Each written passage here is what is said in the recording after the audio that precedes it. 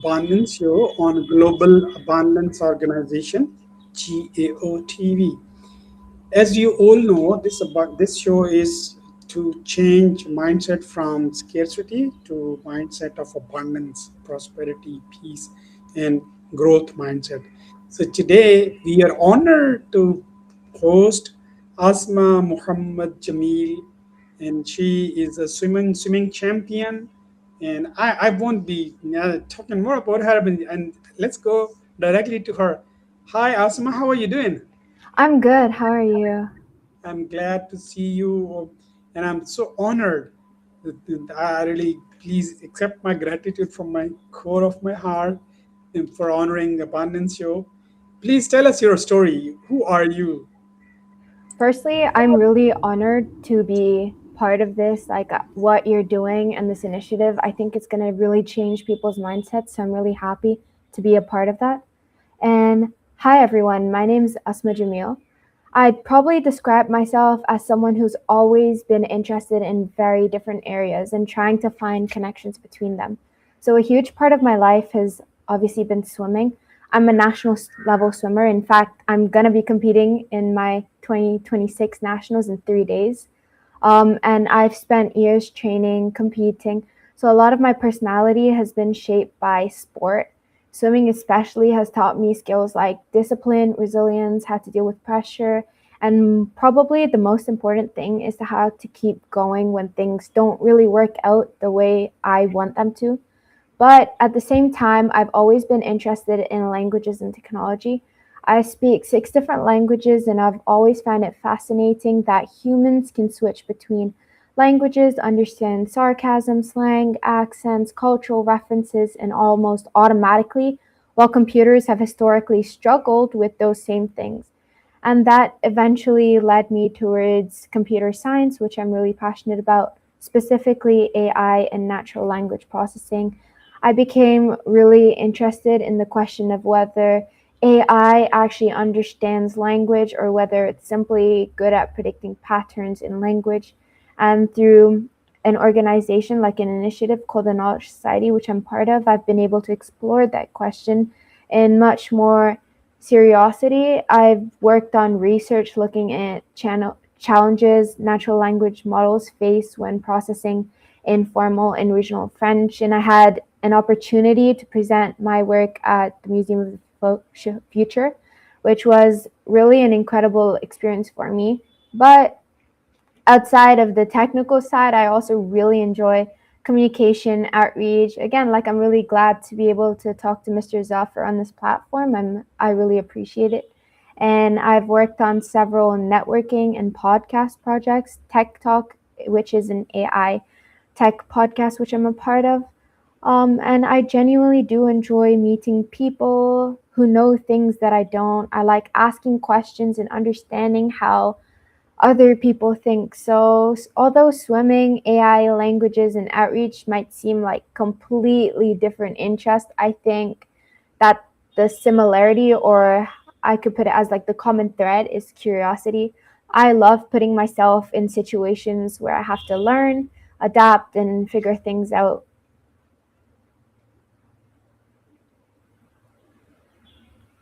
And it gives me goosebumps. Such a lady you are. I mean, gem of a person.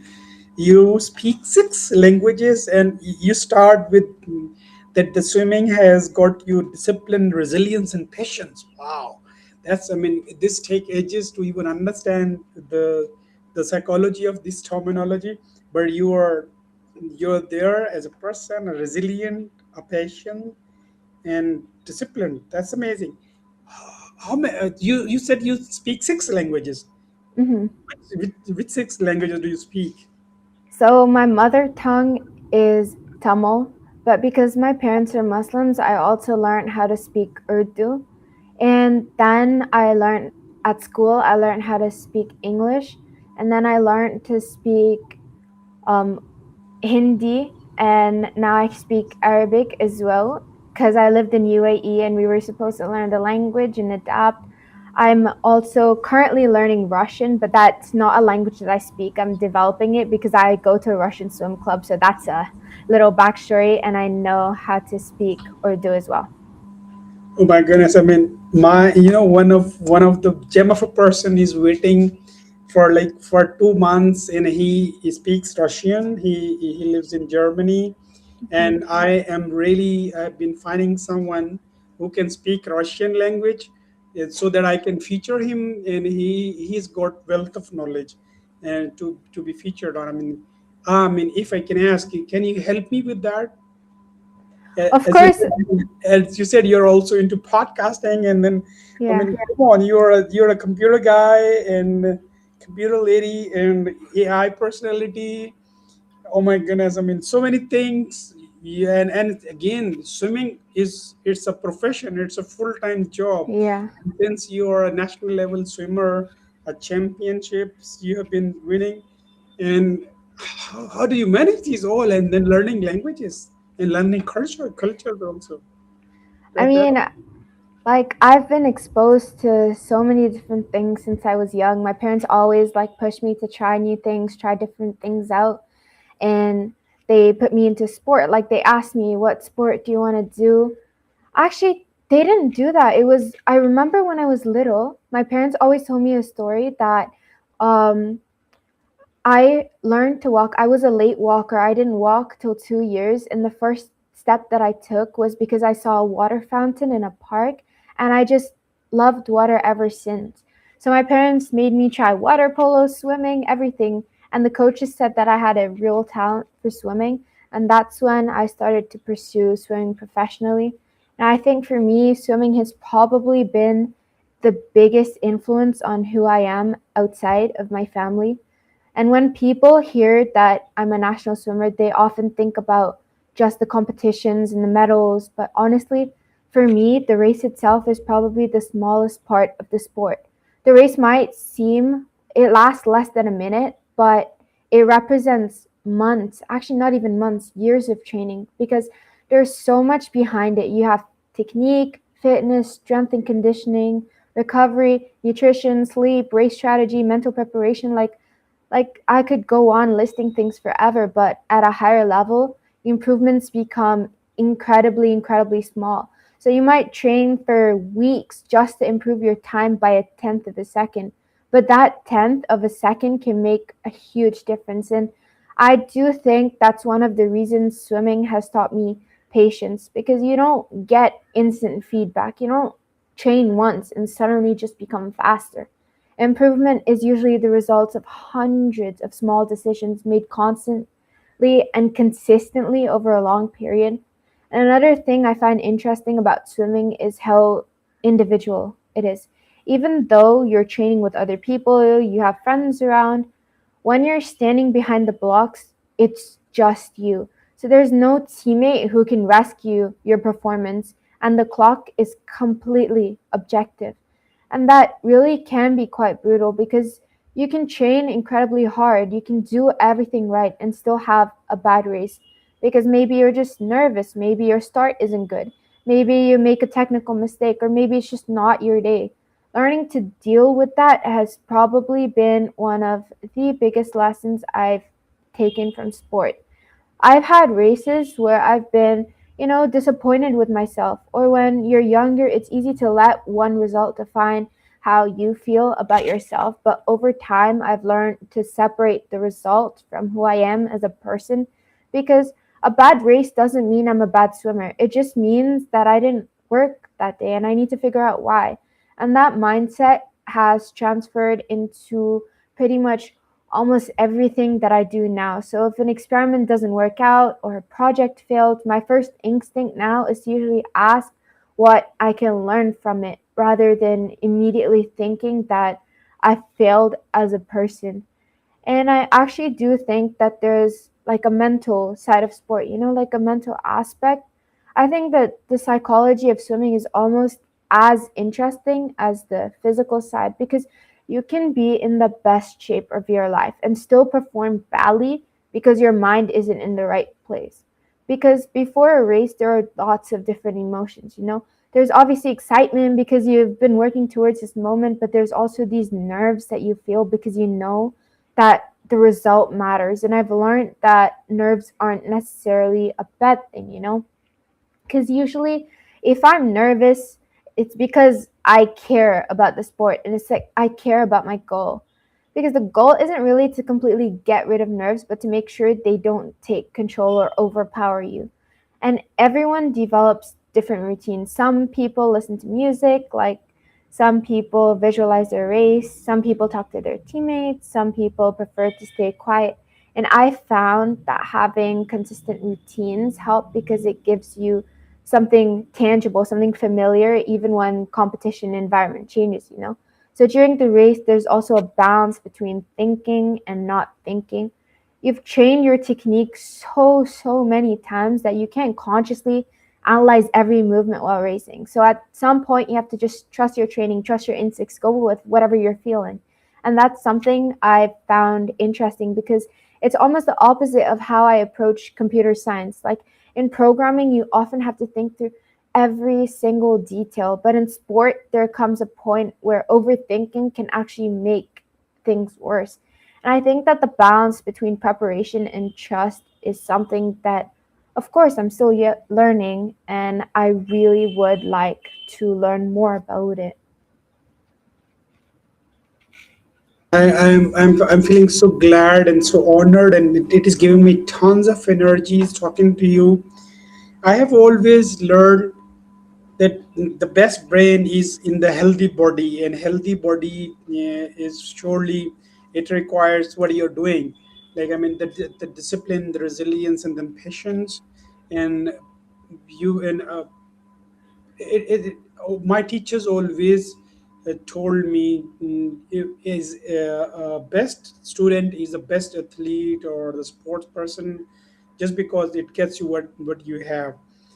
But I mean, to before I ask into go into technicalities and ask you challenges or the difficulties that you have had already overcome and the solutions to that, but my prime question is mindset.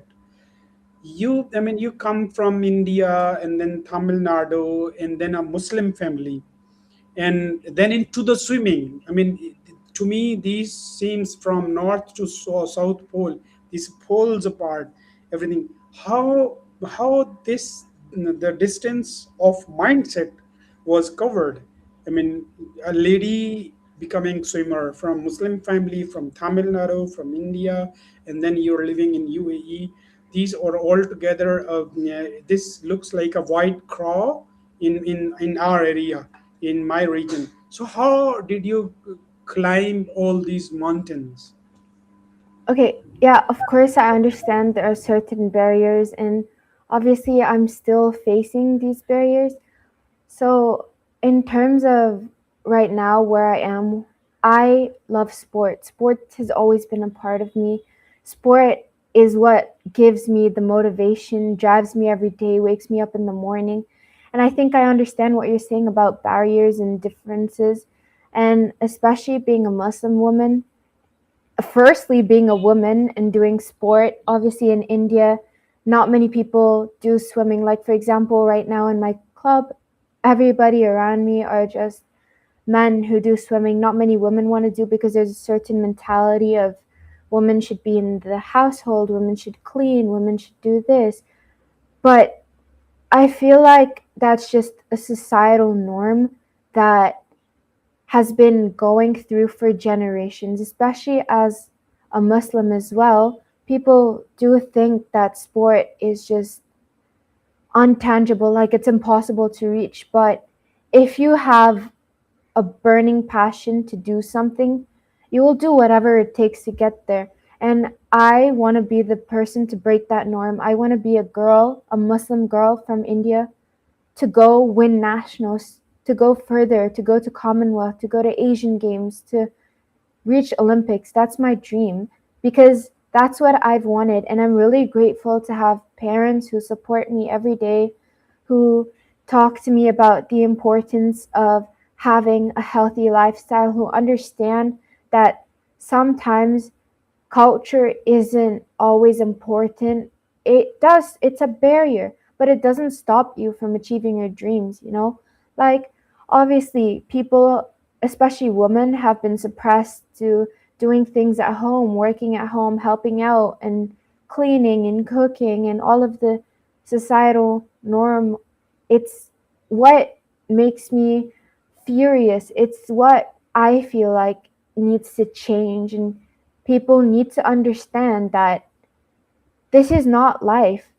Right now, with women empowerment, women rising above all of these breaking norms and barriers, I think we can all do the same and learn from the experiences that we've all had. And I feel like women should be allowed to do things like sport, things like competitions, to express themselves in ways. They can be anything they want as long as you put your mindset to it. Like, as long as you have the right mind, the correct attitude, and the way of life, you can do anything that you set your mind towards. And I feel like that's a motto that people need to understand. And breaking barriers is not a bad thing. It just means you're changing and you're developing to be the better version of yourself. And of course, God is with you. God is like a guidance for me, tells me who I am as a person, allows me to reflect on myself, my positives, my negatives, everything. And I just feel like doing this, I want to be an inspiration to all of the young girls out there who might be suppressed by society or culture. I just want to show them that even though you can be a Muslim, you can be from India, you can be from anywhere in the world, any religion, any caste, anywhere, you can do whatever you want. It's your dream, it's your life. Obviously, you still have to make sure you're respectful and respect the environment around you, but it's you who's doing it.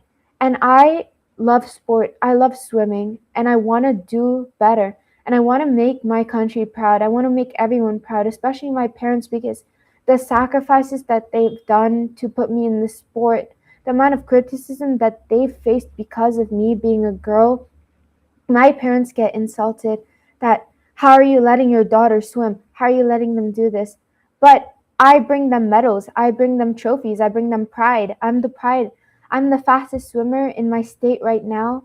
I brought them pride. I got honored by the chief minister, and I feel like this is my way of paying back my family for all the pressures that they've dealt through, and also a stepping stone to show other people that you are not bounded by your culture or your religion or where you live or who you are. You can be a girl or a boy or a man, or you can be an elderly and still win the Olympics as long as you put your mind towards it. You know, it's that passion that I have to go forward that's driving me and pushing me, and also the support that I have. I understand that many people might not have the same support from their parents, but I just want to be that change. I want to break the barrier, be the first hijabi Muslim swimmer to win a competition, to win a major competition, to I want to give young girls that platform, that stepping stone, that idea that you can do it. I can do it. We all can do it, you know, to keep a community thriving. So I just don't believe in these norms that are limiting young people. You're not allowed to be a swimmer. You're not allowed to do this. You're not allowed to do that. It's just not right, in my opinion. And I feel like with the right people, with the right support, with the right role models, you can do anything that you set your mind towards. You took me to another world. You were speaking, and there was a movie coming on in my head. It was by Amir Khan, Dangal movie. The father, when you talk of your Yeah. parents and their challenges, surely I there was the movie running in my head, and I am so proud of your parents, especially your mother and father, and also all your people in your family. I understand the amount of pressure they might have gone through, the opposition. I understand the area is already having lots of issues, and then and you, and I salute to you also, because you are not only tackling the pressure of competition in the swimming pool, but also the out of the swimming pool, and also in your family, in your people all around. But I think you have already made the mark. You are already there, so the people now should be understanding you, and you are a celebrity already. Okay, what how what should the girl of your mindset should do those who are waiting, those who are not taking practical step? What is the first practical step towards becoming what you are today? You need to think about who you are. That little girl might want to be a national champion. She might want to be like a world famous painter or a musician. You need to love something so badly that you want to do it for the rest of your life. That's swimming for me. I love the sport so much. I want to continue with it. I want to push through it, whatever challenges that I face. I feel like if you have a burning desire or like a burning passion for what you want to do, you're gonna do it. And she should embrace herself, put herself, find opportunities. There's so many opportunities, competitions, local events, charities, fundraisers, whatever you want to do, find opportunities. Make sure you connect with people who will allow you to step up, help you. Like for me, I really, really wanted to. Firstly, I'm Indian. So I lived in UAE. I trained there my whole life and I just wanted to represent India. So every time I would come for the summer, I live in Pondicherry. So I found a place, it's called Puducherry Swimming Center, and the coach there really, really helped me. I connected with him, I bonded, he trains me, and right now he's been training me to go to nationals, which is in 3 days. So I feel like you need to find the right people to surround you with. And obviously, I have my parents, which who I'm really, really grateful for because they faced so much criticism because of me and they still push through it because they have faith and hope and belief in me that I will do something great. And I really want to make my parents proud. So I feel like the first thing you should do is have a burning desire to want something, to win something, to love something. And then you've got to have people surrounding you, like my coaches, my parents, and connect and throw yourself out there. Who cares what other people think? You might be criticized however much you want, but they're not the ones who are paying for they're not the ones taking you to training. They're not the ones who are putting effort in for you. They're just criticizing you because they're jealous. They don't have that intention. They don't want to push through. They don't want to work for it. And I feel like criticism should be used as a tool to motivate you. If people say you're not fast, be faster, go faster, work harder. Like, you need to overcome these little difficulties. You need to see the benefit. You need to see the light in the darkness, if you get what I mean. You need to be able to understand that the world is not always going to be on your side. But as long as you have yourself and what you want to do, you can achieve anything. Like I always tell myself, what doesn't kill you makes you stronger. Like, you need to have the ability to push through the pain, through the hatred. You're going to receive so much hatred and criticism, and you can't just take that personally because you won't be able to push yourself forward or develop. So that little girl should understand that the path is not as easy as it seems, and there's so much failure to sport before you succeed.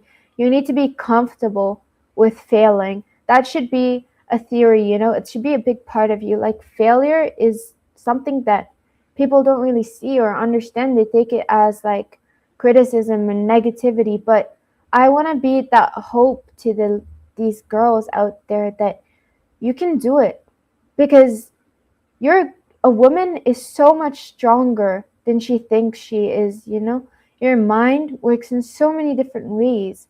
Like, the whole purpose of the brain is to protect your body, but you're only using 10% of your capabilities. So you can push through and get a good sense of self and perception. So I feel like the girl should be able to understand what she loves, should be able to do what she wants to do, and surround herself with the people who will help her succeed. And support is one of the key things. If you don't have the support, you're not going to make it far, because you need to feel like people are there, people believe in you. And to everybody who wants to do this, who wants to go through the same path, just know that I believe in you, because I've been there every step of the way. I know how it feels. So I will send my full support to anybody who listens to this and watches this and wants to pursue a path. My goodness, Asma, you took my breath away and you took my heart away when you say you're there for any girl who wants to be what you are today. My entire team is watching your show right now, and they are a bunch of young girls, and they are IT enthusiasts. It's very young age of 12 years and 13 years, very young, big dreams in their eyes, and they want to be IT entrepreneurs, as you're already through the way, because you're into the computer science, into AI.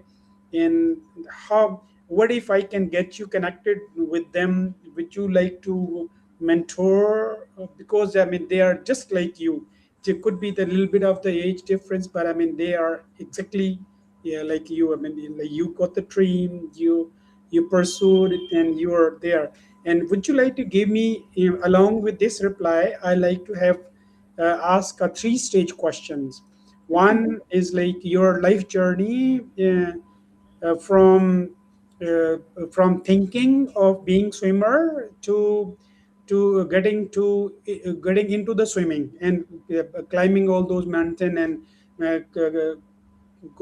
cutting through those old barriers. Number two, during that learning of swimming, the problems you've had, and now as an amateur, as an athlete, and as a swimmer, as a professional swimmer. I mean, could you get us the journey also? And but I mean, replying me to the first mentorship opportunity for the young girls. No, I'm more than happy to mentor these young girls. Of course, like, this is what I want. This is myself. This is who I am. I would love to help these kids like pursue their dreams, and I would help them become the better version of themselves. I'm more than happy to mentor, that's for sure. And so about swimming, like, obviously swimming is probably the thing that has the biggest impact on me personally. And I've competed in lots of events, including the Khelo India Youth Games and public competition. Showed me representing Pondicherry in the 100 backstroke, 200 back, and 50 fly. But I think the most important part of swimming isn't actually the competition. It's obviously all the training that happens towards it, you know, like it changes the way you think about progress. You can't expect huge improvements every day. Sometimes you train for weeks and your times barely change, and then suddenly something clicks in your head and you drop a significant amount. Like, I've learned that progress is often invisible before it becomes obvious, because swimming has also taught me that motivation really isn't enough at all. There are some days when you wake up so tired, days then you don't want to train at all. There are days when school is so stressful and you would rather stay in bed, but if you're serious about something, you still show up. That's probably one of the biggest things that I've taken in sport. And in terms of how I started swimming, well, I mean, the water fountain story, I started swimming, I pursued it. I when I was younger, around like age of 9, 10, I was top in UAE, I was top everywhere. I had records and everything, but then as soon as I hit teenager, everything fell apart. Like, my whole life, I wasn't getting best times anymore. I wasn't training hard enough. I just felt really demotivated. At one point, I even thought about quitting swimming because of the amount of pressure that I had from school, from parents, from society, who didn't want me to compete, you know? And I feel like sport is a platform where you're going to have amazing successes, opportunities, moments where you're so, so proud of yourself. But there's also going to be moments of failure, the part people don't see, the pressures around you. It's really hard to be an athlete because you need to be used to stepping down. You need to be used to seeing things that other people don't see. You wake up in the morning, you train, you go to school, you're tired, you're exhausted. You don't have a social life. Not many people, you don't connect with many people. You don't go to birthday parties because you have a competition on the same day. You don't go spend time with other people, members of your family, because you're training. You can't even talk because you're so tired after a session. You need to understand that there are always ups and downs. And like, in terms of my swimming journey, in terms of all the failure and the opportunities, the first thing I would say is failure is a thing that people don't see. Like, one of the biggest misconceptions about competitive swimming as people see me on the stage with medals and results or good times and the title of Asma as a national swimmer, but they don't really see everything that happens before that, you know? There are hundreds of training sessions behind one race, and not every one of those sessions go well. There are days when you feel incredibly strong and everything clicks, and then there are just days where your body feels heavy, your technique isn't there, and you leave the pool so frustrated because you didn't get the time you want. But the competition that makes it even more difficult is because swimming gives you an objective result. There's a clock. You can't really argue with the time because it's valid, it's factual. You can't say, I trained really hard, but the clock doesn't carry. But you can say, I felt like I swam well, but the clock gives you the result. And I've learned to accept that not every day is going to be the good day. And probably the second thing is like not getting the time you wanted. One of the hardest experience for me especially is preparing for a race with a set target time in mind, and when I go into that race, I just don't achieve it because you might spend weeks training specifically for that competition. You change your preparation, you focus on your technique, you make sacrifices, you get excited, then you look at the race and then you look at the board and the number isn't what you wanted. Obviously, it's disappointing, especially because you know how much work went into it. So the natural reaction, obviously, is like, what did I do wrong? What have I not done? But I've learned that sometimes the answer isn't immediately obvious, you know? And that's where I've become much more analytical. So instead of just being upset, I try to break down the race. So was my start good? Was my turn efficient? Did I go out too fast? Did I lose speed towards the end?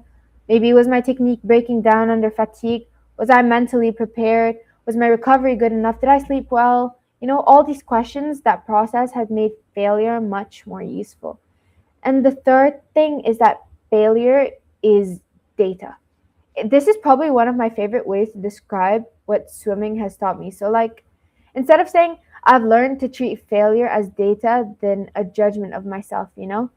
If you have a bad race, you just don't call yourself a bad swimmer. It means that something didn't work and you have to change your ways and kind of allow yourself to be more efficient, you know? And that's like a different way of thinking. And it has affected how I approach computer science as well, you know? If my code doesn't work, I don't think I'm bad at computer science. I think, okay, something's wrong. Let's find it. Let's fix it. Then I debug, I test, I change something, I run it again. Swimming has basically trained me to think iteratively. And the worst part is that when you could have done something better, like sometimes failure is even more frustrating when you know that you're capable of so much more. Like if you swim a terrible race and you know you weren't prepared, that's one thing. But when you've trained well and you know that you're capable of a better performance, it's really frustrating. And then automatically your mind and psychology starts thinking like, I know I can do better than this. Why didn't I perform well, you know? And I feel like that's where mental resilience becomes important. You can't change the race once it's over. You can't go back and swim it again. You have to accept the result and move forward. And that's something that I had to learn repeatedly.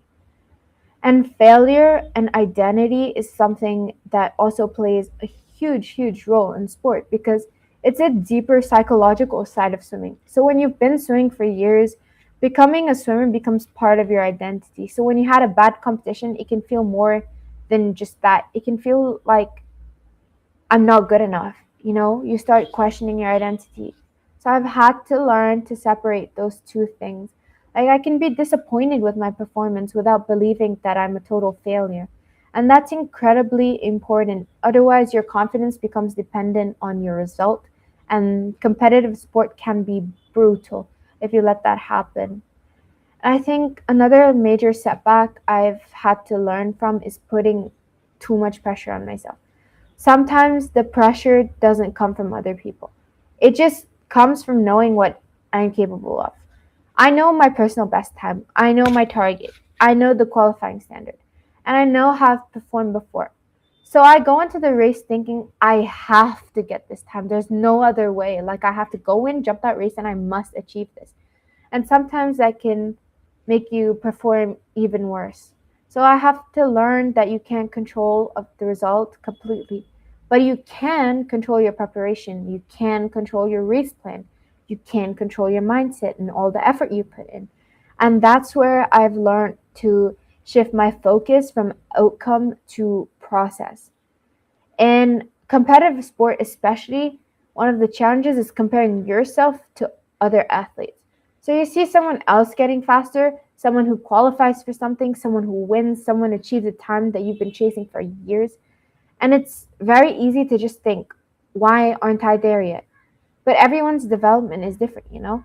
Someone else's success doesn't automatically mean that you're the one who's failing. I've had to learn to use other athletes as motivation rather than a measurement of my own worth. I can look at someone faster than me and think, what can I learn from them? Instead of, why am I not them? They're two different, distinct mindsets. And injury, fatigue, burnout is just a plus one with the sport, you know? Like another thing competitive athletes have to understand isn't that your body isn't just a machine. You can want to train harder and harder and harder, but there are limits. When you're training frequently, recovery becomes just as important as the actual training. Like you have to take sleep seriously, you have to listen to your body, you have to understand the difference between I'm uncomfortable because the training is hard and something is actually wrong. And that awareness is just part of becoming a more mature athlete, you know? But failure is a setback that you have to put through. In terms of opportunities, let's go on to the other side. I mean, like swimming has given me opportunities that I don't even think I would have had otherwise. Like the first simply is competition at a high level. Competing nationally means being placed in an environment where everyone around you has worked extremely, extremely hard to get there. And that in itself is incredibly motivating, you know? You're surrounded by people who are disciplined and ambitious, and you learn from them. And swimming has also introduced me to a huge number of people: athletes, coaches, officials, parents, sports professionals, people from different teams, different backgrounds. And that has taught me something about networking. You don't always know which conversation will matter later, but someone you meet at a competition might eventually become a coach, a mentor, a teammate, a collaborator, a friend, or simply someone who teaches you something important. They could even be your partner for life. And there's also something special about representing your team or competing at such a high level. You're no longer just swimming for yourself. You represent your team, you represent your coaches, you represent all of the people who supported you, your training environment. That creates a different sense of responsibility. And you start understanding that your performance isn't completely isolated from the people around you. And another opportunity is probably leadership opportunities. Swimming has also given me so many opportunities to become a leader. Not necessarily because I was given a title, but because younger swimmers look at older, more experienced swimmers, you know? You realize that your behavior, how you work, influence other people. So if you show up consistently, you work hard, encourage people, and handle that failure well, younger athletes notice. And that taught me leadership is often about example rather than authority. And another major opportunity is probably coaching. I've been able to help younger swimmers with things like warm ups, land trainings, preparations, and I actually really enjoy that. I love teaching because when you're an athlete, you spend so much time receiving feedback, and coaching flips the perspective. Now you have to communicate the feedback. You can't just say to a child who's learning your technique is wrong. You have to explain that here's what you're doing and here's why it's affecting your swimming and here's what you can do differently to improve it. And it has definitely for sure improved my communication skills enormously. And teaching made me realize swimming, something really important. One thing coaching taught me is knowing something and knowing how to teach something are completely different skills. Like you might instinctively know how to do a movement because you've practiced it thousands and thousands of times in trainings before, but a beginner won't have the same understanding that you have. So you have to break it down, you have to find different ways of explaining it, you have to understand the person that you're teaching, and that connects directly to my interest in mentoring through computer science. And sport creates lots of professional opportunities. Being a serious athlete has helped me develop as a person professionally as well. Like I've had to communicate with coaches, manage schedules, handle commitments, represent myself, work with teams, accept criticism, perform under pressure, maintain consistency. And those are all really professional skills that are going to be really handy in the job market in the future.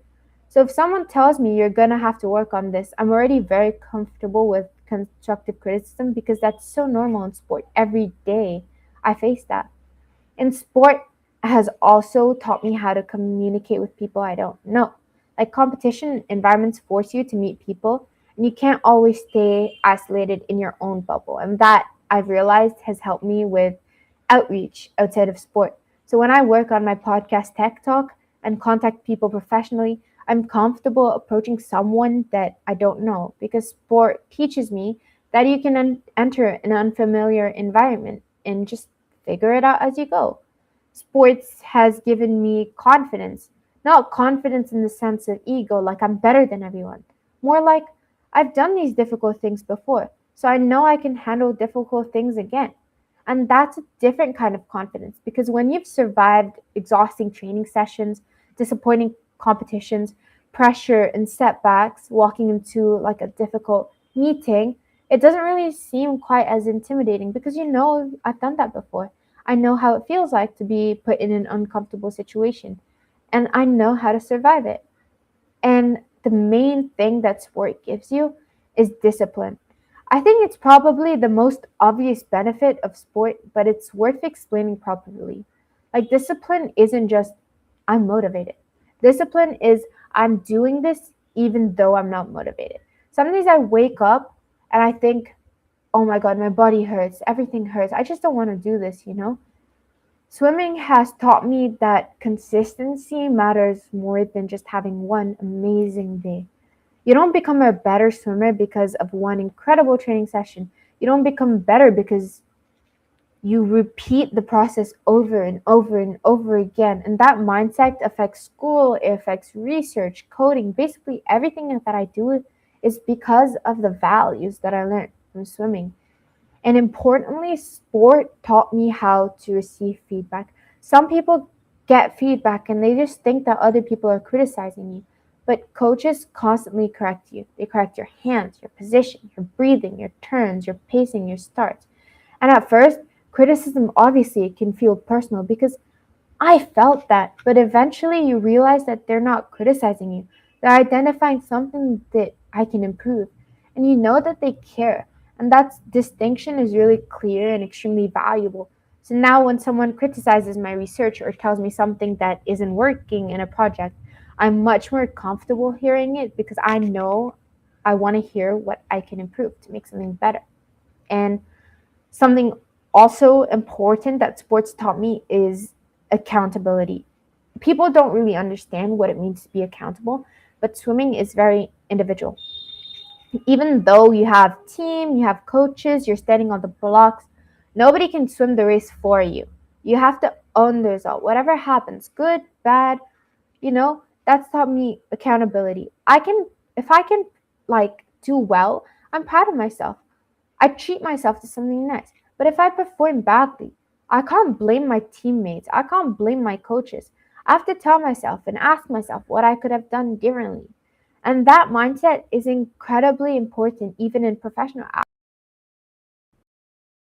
and opportunity through sport and technology. What's exciting for me now is that I don't only see swimming as something I participate in. I see it as an environment where technology could solve real problems.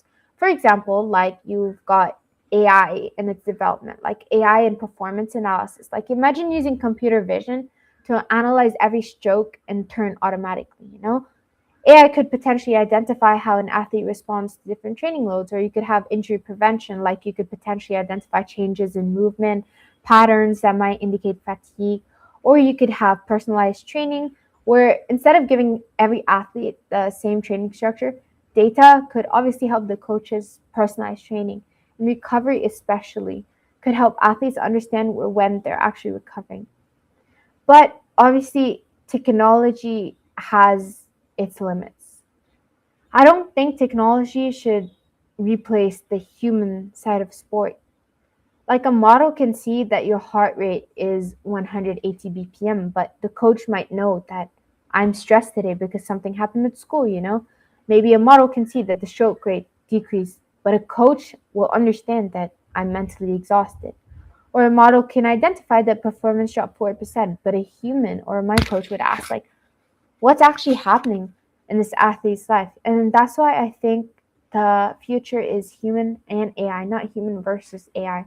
And probably the biggest opportunity that I see is I've had to identify things from my experience as an athlete. I'd say that it's the ability to combine things that I love. I love communicating, I love technology, I love sport. I'm interested in the technical side. I'm also interested in the human side. And I've gained lots of experience as an athlete personally. And that just gives me a perspective that someone who's only studied sport theoretically might not hear.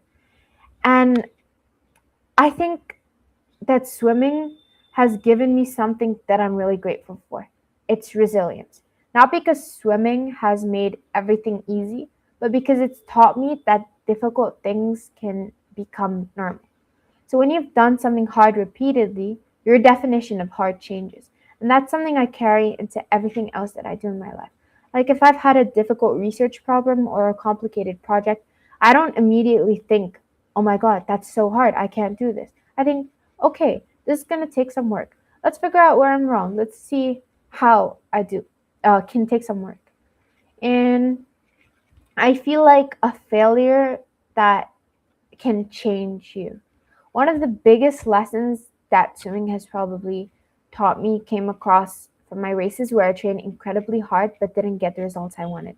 So initially, I take things so personally. I think like I've worked so hard, why didn't it work, you know? But eventually I realized that effort doesn't guarantee an immediate result. Sometimes you can do everything in your right power and still have a disappointing outcome. What you can control, indeed, is how you respond. I started analyzing races instead of emotionally just judging myself. You know, what happened with my pacing? Was my technique efficient? How did I handle pressure? What can I change? Because that shifted my mindset from I failed to something failed and I can learn from it. And that's probably one of the most valuable lessons I've carried from swimming into computer science to research and leadership. But obviously, in terms of opportunities, I think the biggest opportunity isn't one specific competition or achievement, it's the environment. Swimming has put me around people who are incredibly disciplined, hardworking, competitive, and ambitious. It's allowed me to compete nationally, work with coaches, help younger swimmers, develop leadership skills, and meet people that I wouldn't otherwise have met through the sport. But more importantly, it gave me a platform to discover other interests. Through sport, I became interested in performance, and that performance led me towards data. Data led me towards computer science. Computer science led me towards AI. And then I started thinking about how AI could naturally improve, the sporting lifestyle. So swimming didn't just become something alongside like my academic interest. It actually influenced what I am interested in academically and socially. The opportunities has taught me how to take responsibility and make the most of each of them. And the failures teach me how to keep going when there isn't an immediate reward.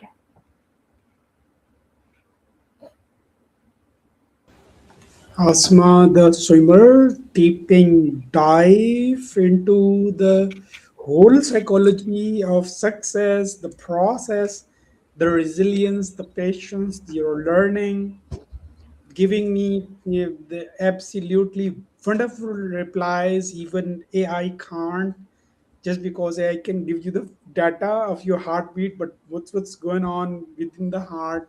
Like, I mean, you giving the example of your coach. It's absolutely empowering. This is such a powerful conversation, and that's so amazing. I have always had a thinking that you, if you are in the company of successful people, you become the successful one. And today I am really experienced that, having that experience. This is all mindset. Okay, Asma, my next question is, You do not become a champion the day you hold the trophy or get the medal or get the certificate, although that's a validation day that you are the champion. But I mean, what is the day when you become the real champion?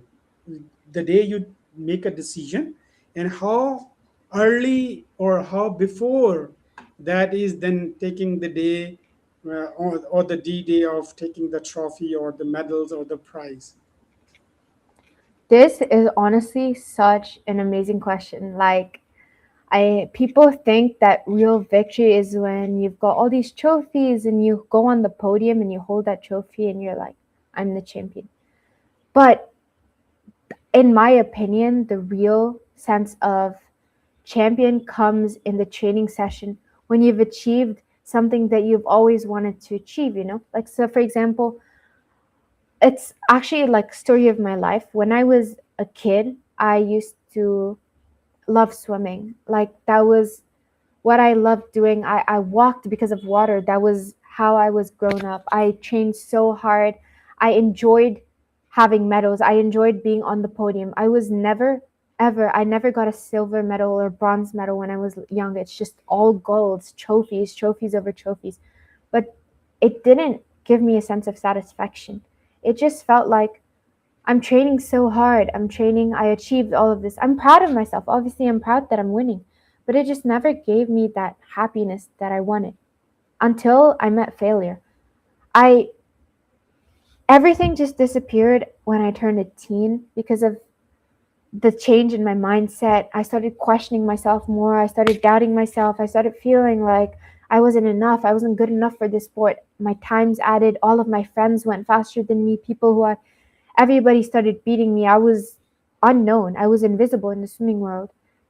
And I wanted to quit. I just lost passion. And 3 years straight, no, I just went into training session because my parents just dragged me to swim. And because my coach was just saying swimming. And my parents would say, like, you've reached a point where you cannot quit. So I felt really pressured to do swimming. I felt like I had to do something. And obviously, I appreciate my parents for supporting me, but I also felt like I wasn't good enough. I faced like so much backlash, so much criticism. My friends would be like, "You were a national champion. What happened to you? Now you're nowhere. You're slower than me. You're slower than younger kids. Younger kids are beating you, you know?" And I just internally felt so disappointed with myself, disappointed. And at one point, I just gave up. A whole year, I just gave up. I just was like, I hate the sport. I hate it. I would just be dragged into the pool just for fitness. I just never wanted to swim again. I just hated it. But then I thought to myself, like, what does success really mean to me? Is it winning or is it me being happy about it? And I feel like now I change as a person. To me, like, victory isn't the trophies that I carry, but the moments in the pool where I'm with my friends. I'm happy to do the sport again. The moments where I love talking to my coach, these little moments that you can cherish is what real victory to me. It's what makes me feel like a champion. These After like a major setback in my life, getting back into sport, loving the sport, making me want to do it again. And I feel like there's Alicia Liu. She is a Olympic figure skater. I'm sure you must have heard of her. She was forced to do the figure skating sport in Olympics. She was forced by her parents to do figure skating because that's what her sister and everybody around her did. And she hated it. She quit it. And suddenly, without figure skating, she felt like she was a nobody in life. So she learned to love it. She had that passion for it, that fire, and that's what gave her an Olympic medal. Not because she quit, but because she loved the sport. She developed that passion. That's the same thing for me. I hated swimming, but the moment I sat down, reflected on myself, reflected on me as a person, I sat down and I thought to myself, okay, well, look, I'm an athlete. Like, without swimming, I feel like I just don't have anything else because I've been swimming my whole life, and without swimming, I just feel completely useless. So I thought, here's the thing. What is it? What is wrong with me? Like, what is it that I can change? What is it that I can bring forth in a positive way? How can I influence other people by what I'm doing? I want to be a role model for these younger generations and show them that culture and nothing stops you. You can do whatever you want in life. And I feel like I'm going to continue doing what I want to do. And I found that spark in my life again, that spirit, that fire to keep going, that desire to win. And every day when I go into the pool, I'm happy, I'm smiling because I love the session. It's hard, but I feel so accomplished. I feel so, even though it's an easy set, a hard set, whatever the set is, I feel accomplished because I love it now. I'm so passionate about it. And that's what makes me a real champion. Not because I have these trophies to carry around to say that, hey, I just won a competition, but it's all the effort that I put in the session and found that love for the sport. And that's what I think, in my opinion, makes me love my victories. It's these small moments of joy, talking to your coach, talking to your friends, swimming in the pool, even splashing water just for fun. This is what I think defines me as an athlete and as a champion. And that's what I want to deliver a message to all these younger kids out there.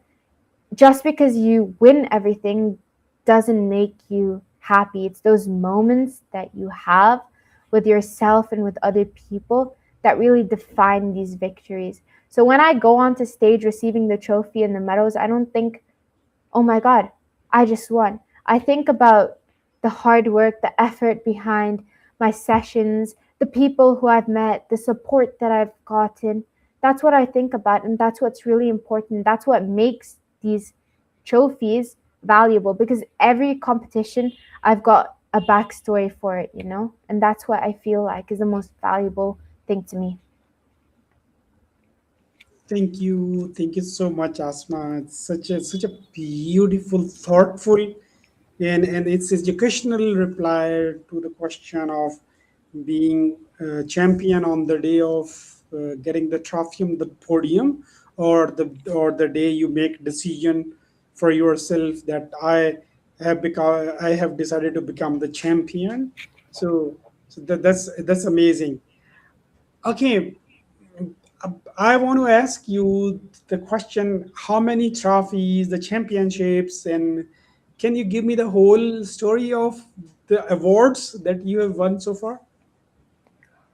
Well, the thing is, I've done like more than thousands of competitions. Like, I've got a whole like storage of trophies and medals. So there's, I don't know if I can really give you the story for it, but right now, I feel like what I can say is when I was younger, all of these trophies were something that I had to achieve, something that I was always getting because I'm Asma, like I'm a champion. Like I just have to keep getting trophies, keep winning competitions. But now, even getting a bronze medal is some sort of satisfaction because I worked for it. I love it. I put that effort in to do these.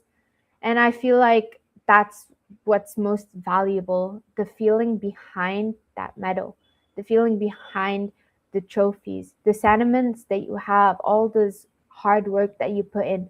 And the hard work that you put in, not because your parents force you to do it or your coach tells you to do it, it's all from yourself. That drive within you is what makes you want to achieve more and go more. And I'm going to be competing in nationals in 3 days.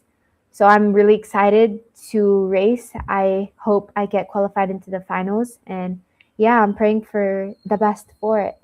But in terms of medals and trophies, like closets full of trophies, it's, I don't feel like that's a story to share, because what I think of when I think about victory, I always think about these small moments. Like trophies are just there to show that you've participated in this competition or you've won. These are just like, it's just a symbol you can put on your shelf and say, yay, I won.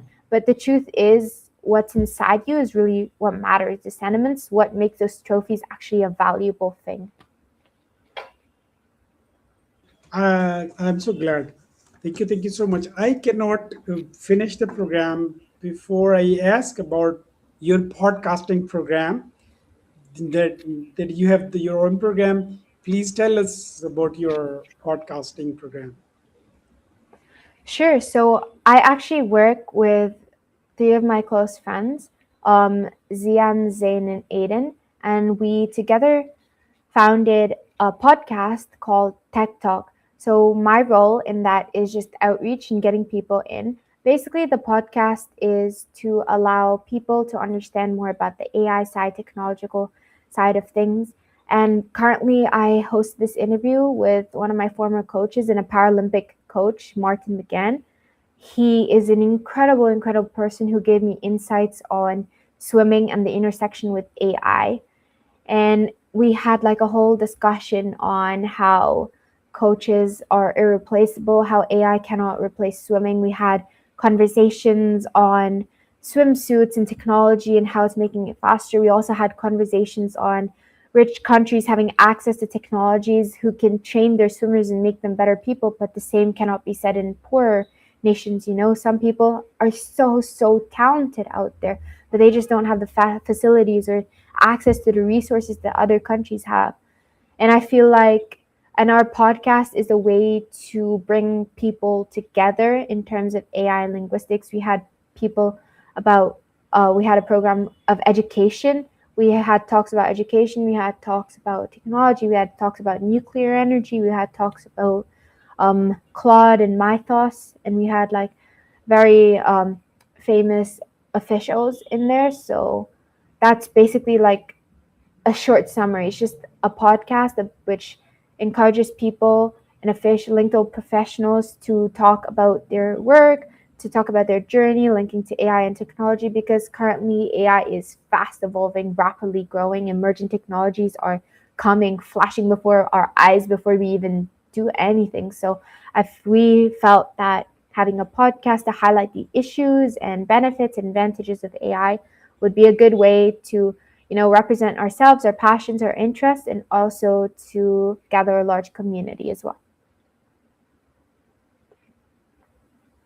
Thank you so much. I am so glad for the insightful reply, and I would want you to how to get to your podcast. I mean, who can be the guest on the podcast, and is there any landing page, or how people reach you out for the mentorship and for the podcast or for the AI or the tech projects you have? So how are you reachable? LinkedIn is the main platform that we work on, but we also have a YouTube page with all of our podcasts. It's called Tech Talk, capital T and capital T. So it's TECH and then TALK, Tech Talk Podcast. And we've got episodes with Bruce, we've got episodes with Leon, we've got episodes with Martin McGann. And I post on my LinkedIn all of these episodes. So if you go on my LinkedIn, you could see Tech Talk and you could watch the episodes that I've been part of. Like right now on my LinkedIn feed, I've got the interview with Martin McGann. You can watch it on YouTube. You can watch it from LinkedIn. And people who are welcome are officials, people with years of experience in AI technology, people who are willing to drive change, and anybody. And honestly, we are starting like a new section for younger developing kids or people like me out there who are passionate about technology and making a change, to ask about what their interests are, to see how they're doing, to see where they are, pretty much like getting a perspective on a person. Amazing, Asma. It has been so powerful session with you. I really don't want to leave the show, but I have hit the limit. And thank you so much for the gems of wisdom and the the mindset of champion translating into victories and conquering your all inner and outer mountains. Thank you so much. Last message to the planet. If you put your mind towards anything, you can achieve it. And honestly, I thank you so much, Mr. Zafar, for having me on the show. I feel like this is a platform for me to motivate these young people out there who are just like me, you know? Thank you so much. In fact, this is Global Abundance Organization. What this is this just a humble start for to organize the abundance of health, wealth, and happiness that we have already. The Creator is abundant, and He has created everything in abundance. We need only to tune ourselves into abundance, as you yourself has tuned into abundance of swimming, AI, tech talk, or the ventures. Again, I mean, it's like as you said, I mean, it's have something in your mind clearly and go for it. That's what you are doing. Your whole life journey is it. And what I'm doing, I am trying to create a community of collaboration, cooperation, coordination, and win-win situation for everyone. In since we are living on the blue dot that is Earth, and we are global residents now, anything happens any part of the world, it impacts the entire globe directly or indirectly. Mhm. So we need to we need to behave responsibly, and the response, that's what I'm trying to create, a sense of peace, prosperity, collaboration, cooperation. So that's the platform for, and for sure for champions, you are the leader of thought. Whatever you think, then you make that thinking into reality. That's what you are here. And for sure you're a change maker. You have made change in your own life. You have conquered the fears, the negativity, the fixed mindsets, and everything. You have converted all scarcity into abundance. You are an abundant person. You're a champion. You're not only champion for your own country, but you're a super best face of this globe. So I really salute you, salute your efforts, and then all those who've had confidence in you, and who could do anything for your success, from your mother, from your father, from your coaches to your teacher, and to your friends, and to your country also, or the country you've been in. And thank, I really feel so grateful. And please do pay my gratitude to all people who has made you as my champion. Thank you so much. See you soon again on the podcast. And Thank you I so love to much. be in your podcast. If you invite me, I'll be there to share what Yes. I do and what I'm doing, and what is Global Abundance Organization all about. Thank you so much. Stay blessed, and bye bye. Thank you.